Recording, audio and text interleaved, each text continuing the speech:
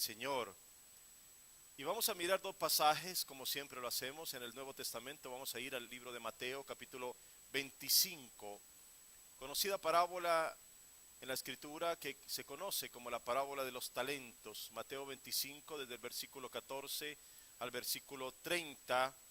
Y en el Nuevo Testamento los invito para mirar solamente una pequeña parte de Nehemías, capítulo 8, versículo 10, solamente la última parte de ese versículo, que nos va a ayudar hoy para comprender todo lo que el Señor nos quiere hablar acerca del gozo del Señor. Escuchen bien, Mateo 25, versículos 14 al 30, Nehemías, la última parte del capítulo 8, versículo 10. Lo vamos a leer en ese orden, empezando hoy en el Nuevo Testamento, en el primer libro del Nuevo Testamento, el Evangelio de Mateo. Y vamos a ir a la palabra directamente, leyendo desde el versículo 14, para que sigamos muy atentamente lo que el Señor nos dice esta mañana. Escuchen bien, sigan conmigo la lectura. Porque el reino de los cielos es como un hombre que, yéndose lejos, llamó a sus siervos y les entregó sus bienes. A uno dio 5 talentos y a otro 2, y a otro 1, a cada uno conforme a su capacidad. Y luego se fue lejos. Y el que había recibido 5 talentos fue y negoció con ellos, y ganó otros 5 talentos. Asimismo, el que había recibido 2, ganó también otros 2. Pero el que había recibido 1 fue y cavó en la tierra y escondió el dinero de su señor. Después de mucho tiempo vino el señor de aquellos siervos y arregló cuentas con ellos. Y llegando el que había recibido 5 talentos, trajo otros 5 talentos, diciendo: Señor, 5 talentos me entregaste, aquí tienes, he ganado otros 5 talentos sobre ellos. Y su señor le dijo: Bien, buen siervo y fiel, sobre poco has sido fiel, sobre mucho te pondré, entra en el gozo de tu señor. Llegando también el que había recibido 2 talentos, dijo: Señor, 2 talentos me entregaste, aquí tienes, he ganado otros 2 talentos sobre ellos. Su señor le dijo: Bien, buen siervo y fiel, sobre poco has sido fiel, sobre mucho te pondré, entra en el gozo de tu señor. Pero llegando también el que había recibido 1 talento, dijo: Señor, te conocía que eres hombre duro, que ciegas donde no sembraste y recoges donde no esparciste, por lo cual tuve miedo, y fui y escondí tu talento en la tierra, aquí tienes lo que es tuyo. Respondiendo su señor le dijo: Siervo malo y negligente, sabías que ciego donde no sembré y que recojo donde no esparcí, por tanto debías haber dado mi dinero a los banqueros, y al venir yo hubiera recibido lo que es mío con los intereses. Quitadle pues el talento y dadlo al que tiene 10 talentos, porque al que tiene le será dado y tendrá más, y al que no tiene, aún lo que tiene le será quitado. Y al siervo inútil echarle en las tinieblas de afuera, allí será el lloro y el crujir de dientes. Nehemías, la última parte del capítulo 8, versículo 10. No os entristezcáis, porque el gozo de Jehová es vuestra fuerza. Otra versión, la Nueva Versión Internacional, dice: porque el gozo del Señor es nuestra fortaleza. Aleluya. Padre, te damos gracias esta mañana, mi Dios. Reconocemos que al estar bajo tu gloria, todas las cosas son posibles. Oh Señor, nos rendimos esta mañana en tu presencia. Anhelamos siempre, Señor, que tu palabra sea, como lo es, siempre viva y eficaz en nuestras vidas. Que venga esa palabra esta mañana como tea ardiente, Señor, para fijarse en nuestro corazón. Al venir esa palabra de los cielos, reconocemos que no vuelve vacía. Sabemos, mi Señor, que en ti hay plenitud, mi Dios, absoluta y total. Y nos sumergimos en esa plenitud para recibir de ti la porción perfecta que tú has preparado esta mañana para nosotros. Gracias, Señor. Nos das el privilegio de gozarnos en ti, Señor, y en tu gloria. Y por eso sabemos, mi Dios, que esta palabra estará acompañada de la unción del Espíritu de Dios. Por lo tanto, nuestras vidas serán transformadas. Lo creemos esta mañana y lo declaramos en el nombre que es sobre todo nombre, el nombre de Jesucristo de Nazaret, para quien sea siempre la gloria y la honra por los siglos de los siglos. Amén, amén y amén. Quiero que pienses por un momento en lo siguiente. Jesucristo caminó en esta tierra y tenía que dejar algunas enseñanzas fundamentales. Al venir de los cielos, tenía noticias de los cielos para la tierra. ¿Escucharon bien? Tenía algo que decirnos que no podía venir de una fuente diferente. Nadie, absolutamente nadie, vino desde los cielos a la tierra y se despojó de su gloria como lo hizo Jesucristo. Solamente Él. De tal manera que lo que recibimos de Él no son noticias cualquiera, no son simples teorías, no son simples especulaciones de algún hombre que de pronto piensa que a lo mejor las cosas pueden ser de esa manera. No. Lo que recibimos de Cristo son noticias del cielo. Son verdades absolutas. Son realidades que se cumplen, son promesas que tienen su cumplimiento en los tiempos, son palabras que vienen a reafirmar nuestra vida para que no vivamos solamente de acuerdo a palabras que el mundo nos quiere dar, sino para que vivamos de acuerdo a la fuente eterna que viene de los cielos para nosotros. Jesucristo vino a caminar en este mundo y cuando empezó su ministerio, ustedes recuerdan que las primeras palabras que no solamente dijo él, sino también Juan el Bautista fueron: arrepiéntanse. Es tiempo de arrepentimiento. ¿Por qué? Porque el reino de los cielos se ha acercado. El reino de los cielos no admite gente sin arrepentimiento. El reino de los cielos no es para cualquiera que simplemente agrega religiosidad a su vida. El reino de los cielos es algo completamente diferente a lo que el mundo puede conocer. La gente sabía lo que era un reino de esta tierra. La gente conocía lo que eran los reinos diferentes y conocían los reyes, pero no conocían al Rey de Reyes. De tal manera que Jesucristo viene hablando palabras que no son palabras cualquiera, sino palabras de vida eterna, y su enseñanza empieza a cambiar, a trastocar ese mundo religioso de ese tiempo. Cuando él anuncia el reino, la gente no entiende qué significa el reino. Empiezan a especular, los fariseos dicen: pero explícanos un poco, a ver, ¿qué es eso del reino? ¿Algún día vendrá? ¿Cuándo vendrá? Jesucristo les dice: ya está en medio de ustedes y ustedes ni siquiera lo conocen. La palabra del Señor seguían hablando y a medida que el Señor iba diciendo las cosas, la gente se iba tomando, tenía que tomar decisiones al respecto. Porque su palabra no dejaba lugar a dudas. O lo tomas o la dejas. O la acoges para tu vida y vives en ella, o simplemente la rechazas y vives de acuerdo a tu propia voluntad. Eso fue el desafío constante de la palabra del Señor. Y al final ya de su ministerio, cuando está a punto ya de ir a la cruz, cuando está dando sus últimas enseñanzas, ya lo que viene a hablar el Señor ya es acerca precisamente de lo que significa ese reino que anunció desde el principio. El reino de los cielos es como esto. El reino de los cielos es de esta manera. El Señor empieza a hablar en parábolas y también en palabras exactas. Al principio de Mateo 25 nos habla acerca de la parábola de las 10 vírgenes y nos habla de las insensatas y de las prudentes y nos habla de las que están preparados y listos para entrar en ese reino. Luego al final de Mateo, después de la parábola de los talentos, está el juicio de las naciones. El Señor habla claramente acerca de los que el Señor recibirá y de los que el Señor rechazará.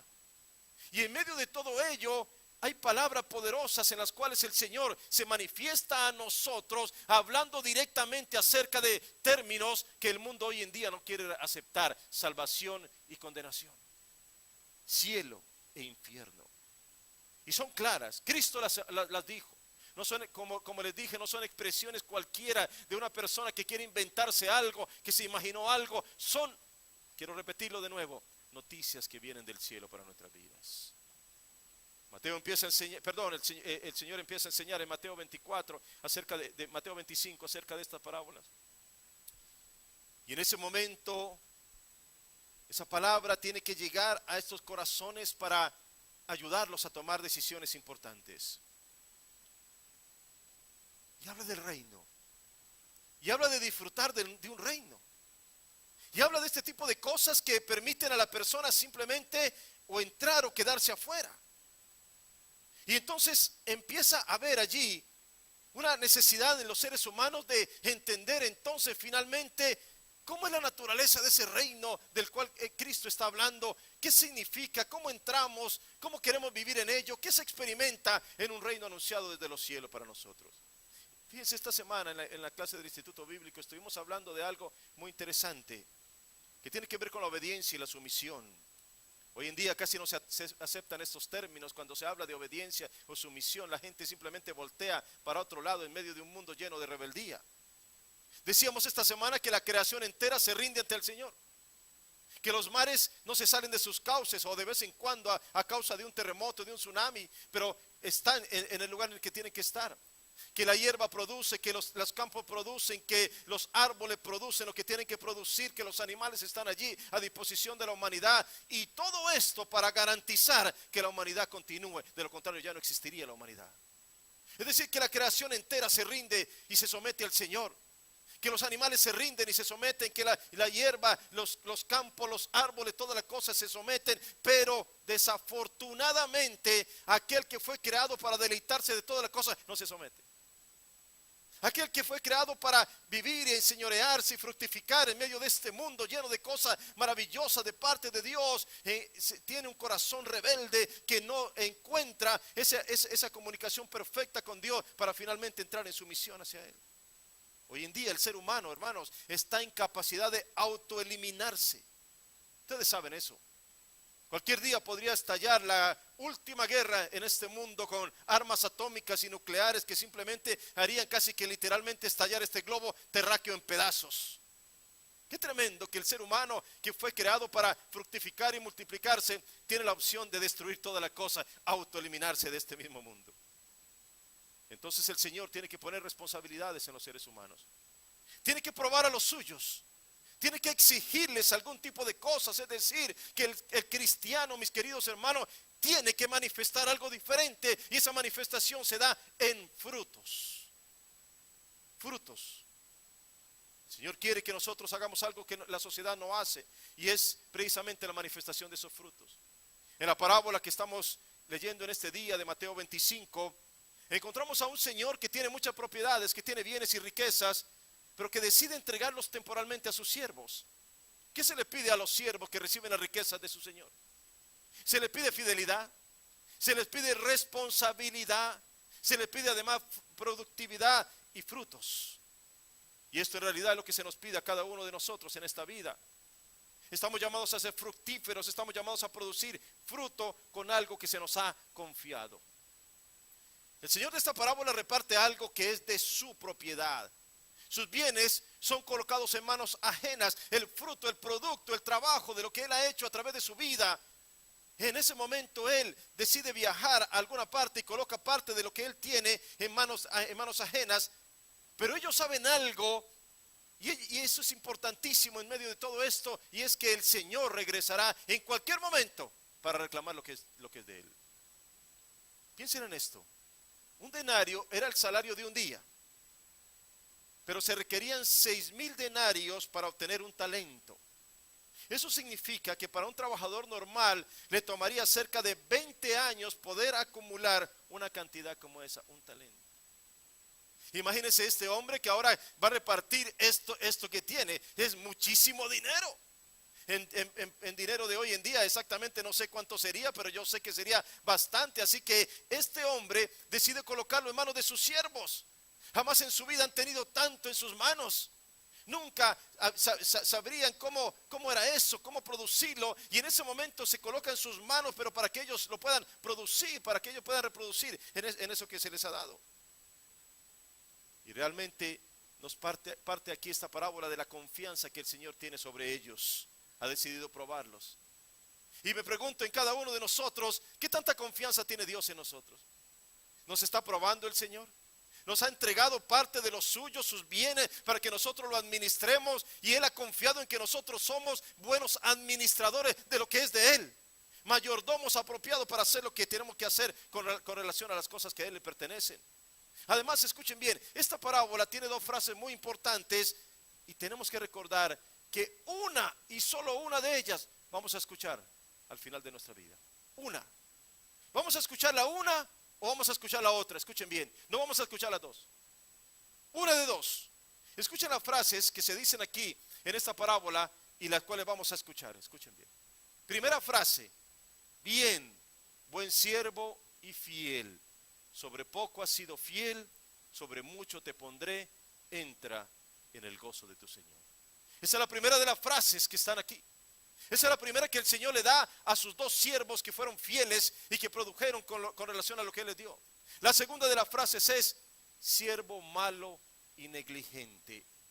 Y más adelante el Señor dice: echadle en las tinieblas de afuera, allí será el lloro y el crujir de dientes. Te pregunto esta mañana, ¿cuál de las dos frases quieres tú escuchar al final de tu vida? Bueno, creo que la respuesta es clara. No creo que nadie aquí quiera escuchar la segunda. Pero se requiere entonces que cada uno de nosotros desarrollemos algo en nuestra vida. Los talentos que fueron entregados a los siervos, primero se iba a pedir cuentas por ellos, y segundo tenían que servir para honrar al Señor que era su dueño. Escuchen bien. Hazte algunas preguntas esta mañana. ¿Cómo estoy usando los talentos que Dios me dio? Pregúntate. ¿Estás fructificando con ellos? ¿O quizás los tienes enterrados en alguna parte esperando que algún día llegue el Señor? ¿No los has puesto a producir o ya se están multiplicando? Recuerda que vas a escuchar una de las dos frases que dijimos, así que creo que tú quieres escuchar la primera de ellas. Y pensemos en esto: no siempre nos sentimos acogidos en esta tierra. Nos preguntamos si habrá un lugar para nosotros. Nos sentimos muchas veces como extraños, y cuando sufrimos quisiéramos escapar y no sabemos a dónde. Y todo eso se da porque este no es nuestro hogar, hermanos. Este idioma que hablamos no es nuestro idioma. Este cuerpo que tenemos no es nuestro cuerpo definitivo. El mundo en que vivimos no es nuestra vivienda para siempre. Estamos de paso. Algún día seremos llevados a nuestro verdadero hogar. Aleluya. Y el Señor Jesús se nos adelantó a nuestras dudas y nos dijo: yo mismo voy a preparar un lugar para que donde yo esté, también ustedes estén conmigo. Gloria a Dios. En este mismo instante, en este mismo segundo, o en este mismo tiempo, mientras estamos en este servicio, hay personas que están escuchando una de las dos frases. Hay personas que están llegando a su destino eterno. Hay personas que en este momento están entrando a sus moradas celestiales preparadas por Jesús, pero también hay quienes están entrando a un lugar de condenación eterna, de donde no podrán salir jamás. ¿Has sido fiel en lo poco?, pregunta Jesús. ¿Has sido fiel en lo que te di? ¿Te puedo considerar como una persona confiable? Porque el Señor no va a permitir que entren a su reino los que no son confiables, los que simplemente han vivido como quieren, los que simplemente le han dado la espalda a la palabra, los que han querido hacer con su vida lo que se les viene en gana. Ese no es un lugar para personas así. ¿Has sido confiable de verdad? ¿Has sido fiel en lo poco que yo te he dado? ¿Eres de los que han dado fruto en este mundo? Por el contrario, decidiste alinearte con los desidiosos, con los que dejan todo para después. Algún día llegaré, algún día iré a la iglesia, algún día produciré frutos, algún día haré esto, y tienen la excusa perfecta por culpa de alguien. Alguien no me dejó ir a la iglesia, algo sucedió en mi vida. Es que la culpa es de los pastores, la culpa es de los sacerdotes, la culpa es de alguien más. Mis queridos hermanos, esto es demasiado serio como para jugar con esta situación. Pablo dijo en una ocasión, cuando ya se acercaba ese paso definitivo, dijo lo siguiente: he acabado la carrera, he guardado la fe, voy a reclamar una corona de justicia, la cual el Señor tiene preparada para mí y para todos los que aman su venida. Aleluya. Y la gente podría acercarse a Pablo y decirle: pero Pablo, ¿tiene familia? No, no tengo nada. ¿Cómo está tu salud? Mira, mi cuerpo está golpeado, está azotado, está cansado. Muy bien, ¿y cuáles son tus posesiones? Tengo mis pergaminos, es todo lo que tengo. Y tal vez un manto y una pluma. ¿Y cómo está tu reputación? Bueno, la verdad es que no vale mucho. Para uno soy un hereje y para otro soy un rebelde. ¿Y tienes amigos, Pablo? Bueno, la verdad, sí tengo algunos, pero inclusive ya muchos de ellos hasta me abandonaron. ¿Cuáles galardones tienes entonces? No tengo nada en la tierra. Entonces, Pablo, ¿qué tienes? No tienes posesiones, no tienes familia, estás criticado por todos, estás escarnecido por todo, abandonado. Dime, Pablo, ¿qué tienes? ¿Tienes algo que valga la pena, Pablo? Pero Pablo, lleno de convicción, dice: sí, tengo mi fe, es todo lo que tengo, es lo único que necesito, he guardado la fe. Aleluya. ¿Es esto suficiente? ¿Es la manera de cuidar la provisión divina? Precisamente eso es lo que el Señor quiere de cada uno de nosotros. Porque hay algo diferente en la forma como nosotros vemos todas las circunstancias cuando tenemos fe. Porque no solamente vemos lo que está pasando, sino vemos a Dios a través de lo que está pasando. Y esa fe nos hace vivir de una manera diferente. Esa fe hace que experimentemos gozo. Esa fe hace que experimentemos algo que los demás no pueden experimentar. El gozo del Señor es nuestra fortaleza. Aleluya. Hermano, la Biblia nos narra momentos de gran gozo que son un preámbulo de lo que veremos después. Imagínense ustedes si no, nada más en la escritura se nos dicen algunos de estos acontecimientos extraordinarios que vivieron algunos de los seres humanos que eran como iguales que nosotros, simples pescadores, simples recaudadores de impuestos, personas que estaban caminando en Galilea, a los cuales el Señor llamó y de repente los trajo a momentos de gran exaltación y gozo, contemplando la gloria de Dios. ¿Recuerdan ustedes que el Señor tomó a sus 3 discípulos más cercanos, a Pedro, Juan y a Jacobo, y se los llevó a una montaña? Y recuerdan ustedes lo que dice la palabra. En aquel momento el rostro de Cristo empezó a resplandecer de una manera extraordinaria, y los discípulos allí empezaron a ver algo que nunca habían visto. Las ropas del Señor eran más blancas que la nieve, y su rostro ni siquiera lo podían ver a causa de tanta brillantez. Wow. ¿Saben una cosa, hermanos? Ellos habían visto a Cristo sanar a los enfermos. Ellos habían escuchado pronunciar la palabra para libertar a los endemoniados. Ellos habían visto cómo había abierto los ojos de los ciegos, pero aún en aquel momento ellos estaban descubriendo algo que los llenaba de un gozo impresionante, de una emoción maravillosa. Este Cristo no es solamente un Cristo de la tierra, es un Cristo del cielo, es un Cristo diferente, es un Cristo de poder y de majestad, es un Cristo de soberanía. Aleluya. Wow. Lo que hacía brillar a Cristo no era la luz de la tierra. Lo que hacía brillar a Cristo era la luz que venía directamente del cielo para Él. Resplandecía su rostro, sus vestidos eran como algo blanco, más blanco que la nieve. Mis queridos hermanos, ellos estaban dando cuenta que delante de ellos estaba el Dios encarnado. Hay muchos seres humanos que se reúnen en la iglesia, se hacen oraciones, escuchan muchos mensajes y hasta se gozan en la alabanza, pero aún no han conocido verdaderamente al Dios encarnado. El problema es que se gozan en un lugar como este, pero luego salen a un mundo en donde no ven a Dios ya más en sus vidas y se vuelven tan normales como los de cualquier otro creyente en sus vidas. Si tú no conoces verdaderamente al Señor, tu vida va a ser simplemente normal como la de todo el mundo. Entonces no vas a experimentar el gozo de su gloria y de su presencia. Mis queridos hermanos, esto no es un misticismo o algo raro así. Esto es el Dios que vive y se hace presente en tu vida diariamente. Esto significa experimentar desde ahora el mismo gozo del Señor, que es nuestra fortaleza. Y la palabra se hace viva cuando experimentas a Dios. Y la presencia del Señor se hace más real que nunca. Y de pronto todo tiene un sentido diferente, como el que experimentaron Pedro, Juan y Jacobo en aquel lugar, porque estaban reconociendo realmente a aquel con el cual habían caminado durante ese tiempo.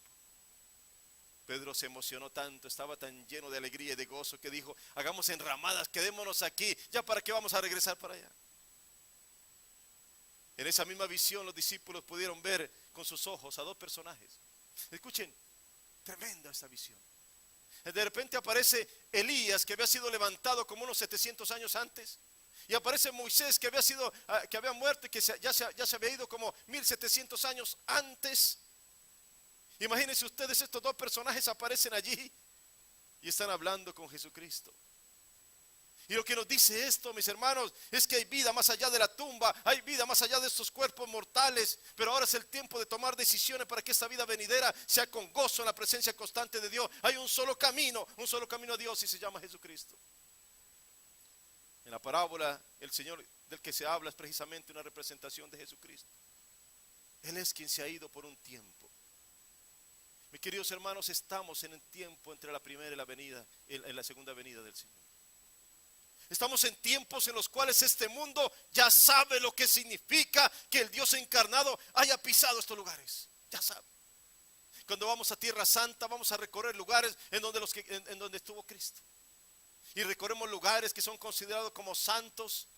Y miramos la tumba vacía y miramos el lugar de la calavera donde fue crucificado, y miramos muchos de lugares, la vía dolorosa, y sabemos y se dice: aquí estuvo Cristo, o seguramente en este mar de Galilea estuvo Cristo, allí multiplicó los peces y los panes, allí hizo tal cosa, el monte de la bienaventuranza, y allí liberó a un endemoniado, y allí liberó a una mujer, etcétera, etcétera. Ya no es simplemente una especulación, el Dios encarnado estuvo en este mundo, aleluya, y vino, hizo lo que tenía que hacer. pero se fue. Él es el Señor que ha dejado sus bienes en manos de nosotros.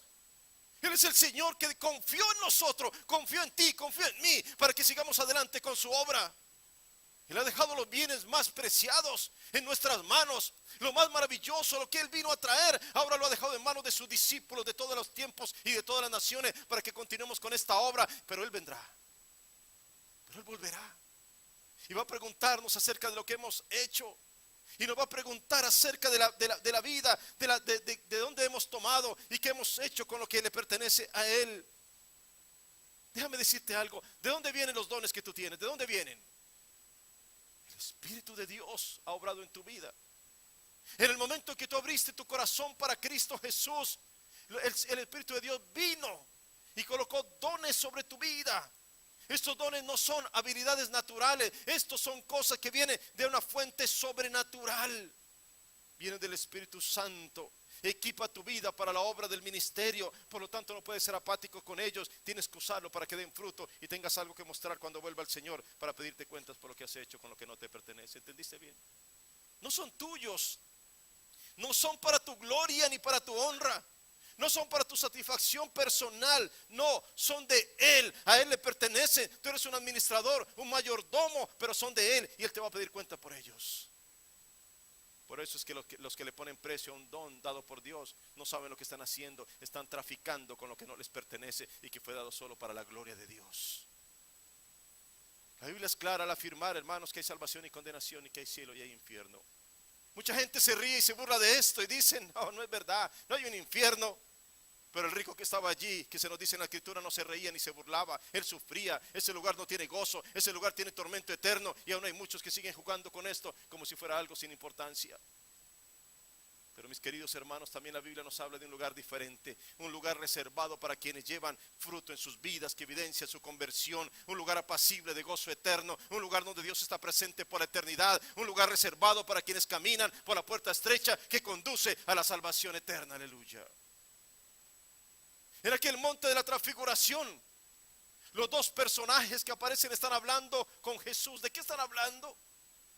El libro de Lucas nos dice que Moisés y Elías están hablando acerca de lo que viene para el Señor, de la partida de Jesús, de la ida a Jerusalén, de su sufrimiento y de su sacrificio en la cruz. Así que déjame decirte algo muy importante.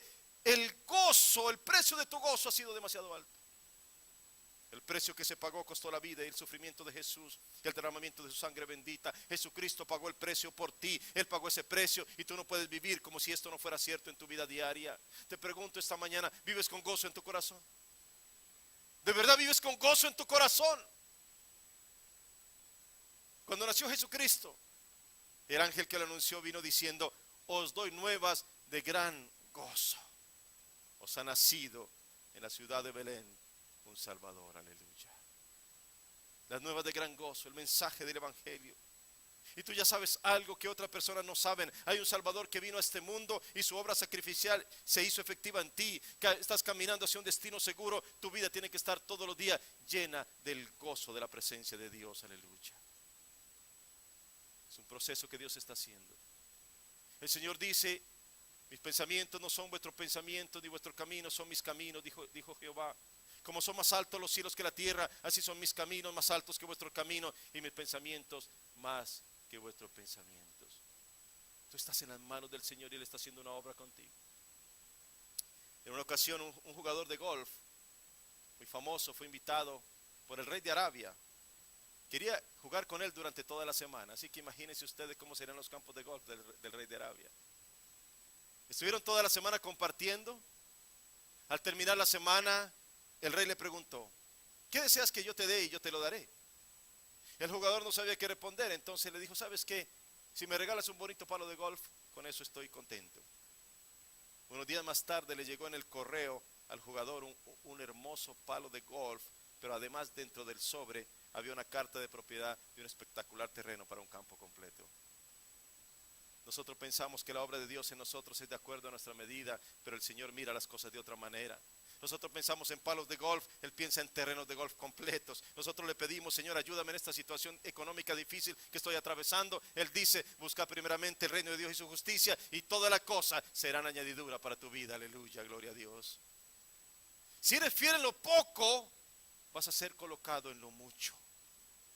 Lo que se ha puesto en tus manos no es algo sin importancia. Como les dije, somos mayordomos de las riquezas divinas. En nuestras manos han sido puestos los tesoros del Rey. Entonces, tiempo después viene el Señor y empieza a hablar con cada uno de los siervos que quedaron a cargo de los bienes. Al primero le dice: cuéntame, ¿cuál es tu historia? Dime tu historia, quiero saberlo. Él responde con una historia buena de fructificación.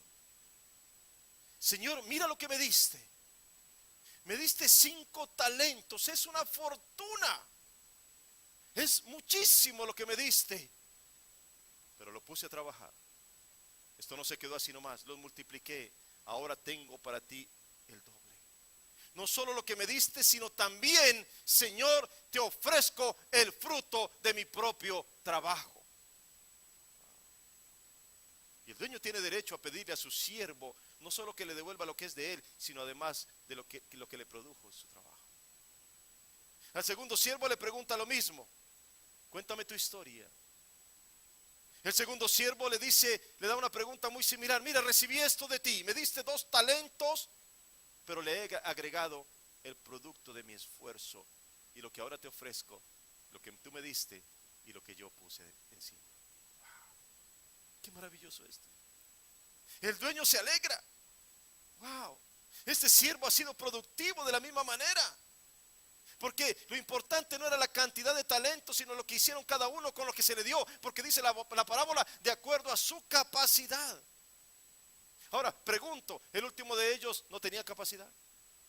Por supuesto, si se le dio un talento, tenía capacidad para multiplicar ese talento.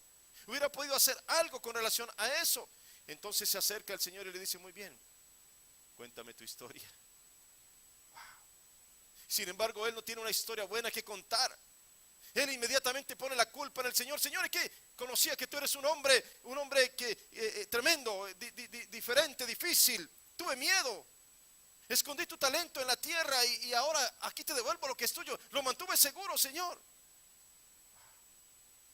La respuesta fue muy diferente.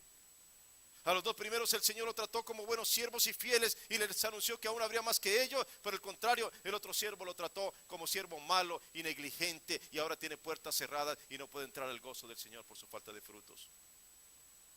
Cuéntame tu historia, dice el Señor.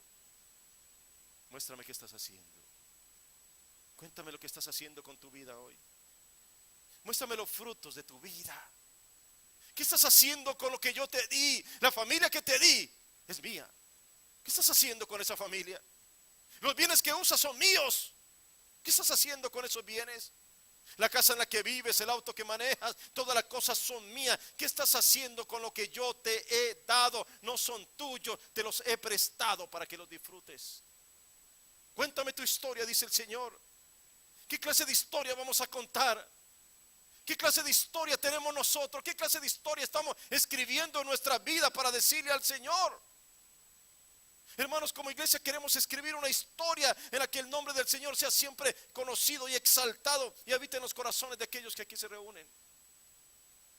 Cuéntame tu historia, dice el Señor. ¿Cómo será esa historia? Te pregunto entonces una vez más, ¿experimentas el gozo del Señor en tu vida continuamente? ¿Sabes que estás haciendo algo para su gloria?